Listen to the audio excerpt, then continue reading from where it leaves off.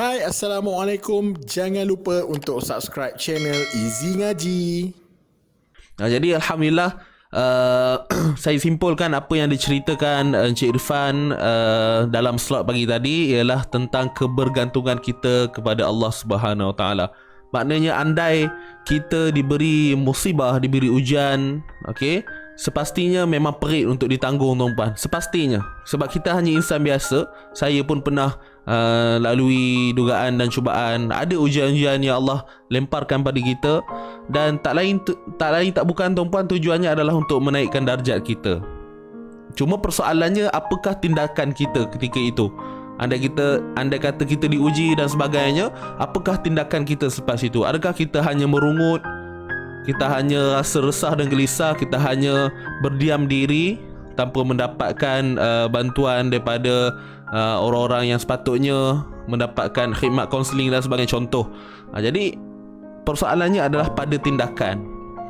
Jadi itulah tajuknya tadi, kebergantungan kepada Allah Subhanahu Wa Taala. Maknanya apa yang saya boleh simpulkan, apabila kita diuji dengan sesuatu, okey, apabila kita diuji dengan sesuatu, tak kisahlah benda tu berat ke kecil ke apa-apa pun, berbalik kepada Allah Subhanahu Wa Taala. Utamakan dulu kepada Sang Pencipta kita, Allah Subhanahu Wa Taala.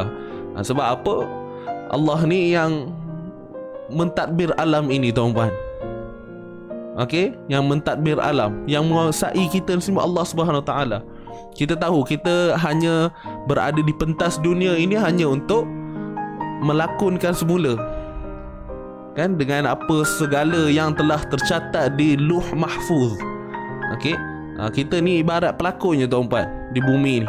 Ni pentas ni ibarat pentas lakonan untuk kita ni, umat manusia ni. Jadi di samping tu adalah konsep qadar-qadarnya, kan. Itu banyak lagi lah dia punya cabang tu, tuan-puan. Cuma poin dia, kita kena sentiasa bergantung pada Allah. Andai kata kita diberi ujian dan sebagainya, maka kita merendahkan lutut kita, jatuhkan ke bumi dan kita mohon pada Allah Subhanahu Wa Taala. Itu sahaja, kan. Cuma berbezalah kalau kita nak berbandingkan diri kita, saya sendiri, dengan para alim ulama. Memang jauh bezalah, tuan-puan, kan. Kalau dia orang punya, mereka punya kebergantungan ni, orang kata apa,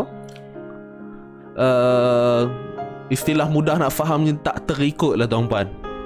Bila dia orang dah sampai zuk, dah sampai jiwa yang disebut sebagai ma'rifatullah, dia orang dah kenal Allah, dia orang dah cuba membawa diri mereka untuk kenal dengan Allah. So itu adalah satu benda yang lain lah. Saya bukan nak cerita tentang benda itu, cuma kita nak cerita basic, asas kita sebagai manusia yang hidup di atas muka bumi ini. Itu sahaja.